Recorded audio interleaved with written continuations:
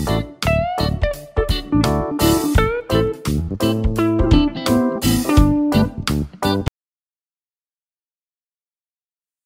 guys!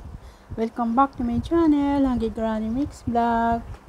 Andito tayo ngayon sa Abinson Appliances. Tumitingin kami ng bagong ref and aircon para sa sala. Pero yung ref, sure na mabibili. Pero yung tinitingnan muna natin yung presyo at saka yung kalidad para pag nagkapera babalikan. Panoorin natin guys ang lahat ng mga appliances dito sa Abinson Appliances.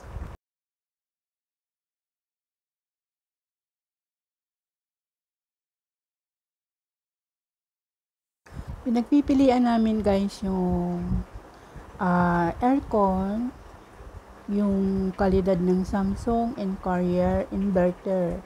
Yung Carrier, yung kasa sa sala namin 1 point something, yung laki 33,000 plus inverter na yon. And yung Samsung inaalok sa amin inverter din is 30,000 plus, almost 30,999. So 31,000. So sabi ko gusto ko Carrier kasi subok na talaga. So sana magkapera tayo para magbalikan natin yung aircon na Carrier kasi tahimik siya. Yung amin kasing aircon sa kwarto medyo maliit ng onte kasi pang kwarto lang, tapos medyo may sound. Panoorin natin guys.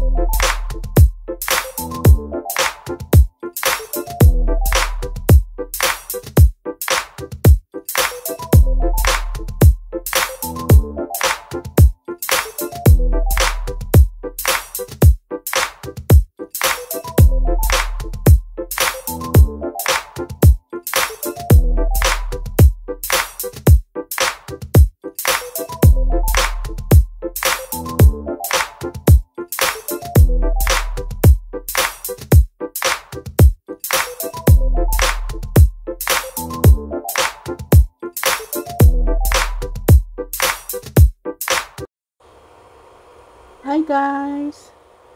Lumabas ulit kami ng Abinson para tumingin sa iba at ikot-ikot na din. Pero napagpasyahan namin sa Abinson na lang kami bumili ng rep. Nakabili naman kami ng rep pero maliit lang, kasya lang para dito sa unit namin, and inverter din.